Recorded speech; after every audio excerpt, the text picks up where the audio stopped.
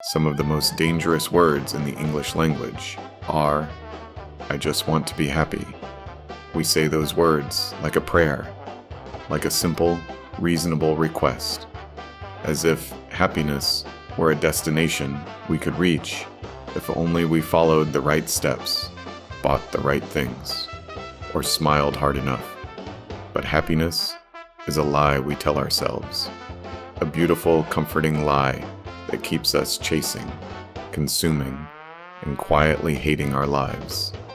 Look around any suburb, and you'll see the performance in full swing. Perfectly mowed lawns, smiling family photos on social media, the cheerful "How are you?" exchanged in grocery store aisles while everyone is slowly dying inside. This is the grand American religion, the pursuit of happiness. And like most religions, it demands total devotion while delivering very little in return. Welcome to Lester Kilpatrick. If you're new here, hit subscribe. We explore these uncomfortable truths without the usual motivational fluff. Meet someone we'll call Richard. Richard is 42 years old. He has a decent job in middle management, a wife who tolerates him, 2 children who barely look up from their phones when he comes home, and a house with a 2-car garage. On paper, Richard has made it. He owns the right appliances. He takes the approved vacations. He even bought a boat he uses twice a year just so he can tell people he has a boat. Every morning, Richard wakes up, drinks the same coffee, drives the same route, and tells himself, "Today will be a good day." He collects tiny victories like loose change from the sidewalk, a good parking spot, his boss not yelling at him, his wife not starting an argument, a decent score on his fantasy football league. These little wins are what he calls happiness. But at night, when the house is quiet and the screen glows in the dark, Richard sits on the edge of his bed and feels nothing. A vast, polite emptiness.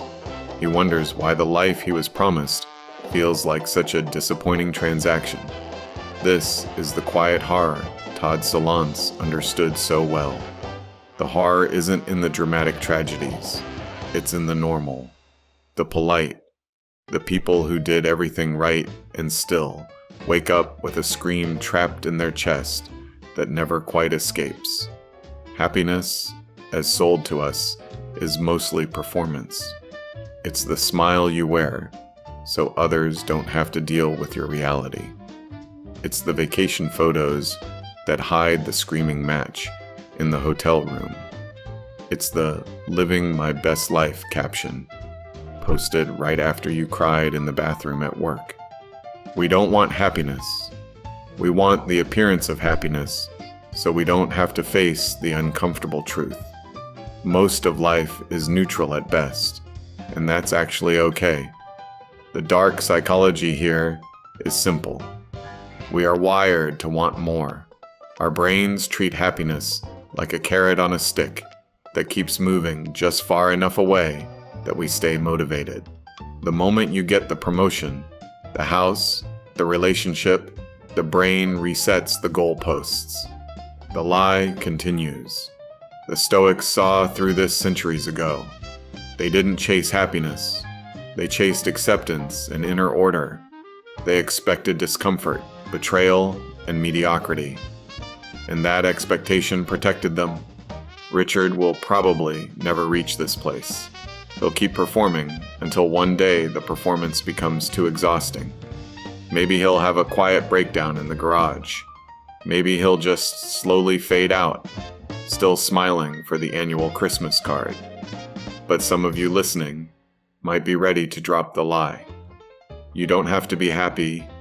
You don't have to wake up grateful and energized every single day. You don't have to love your job, your body, or your life every hour.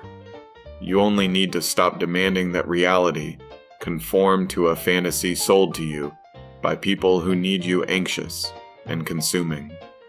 There is a strange dignity in saying, "This is enough. not because it's perfect, but because fighting it any harder is pointless and exhausting. Peace doesn't require perfect circumstances. It doesn't need other people to behave correctly. It doesn't even need you to feel good. Peace is what remains, and when you stop demanding that life be better than it is, happiness is a lie we tell ourselves.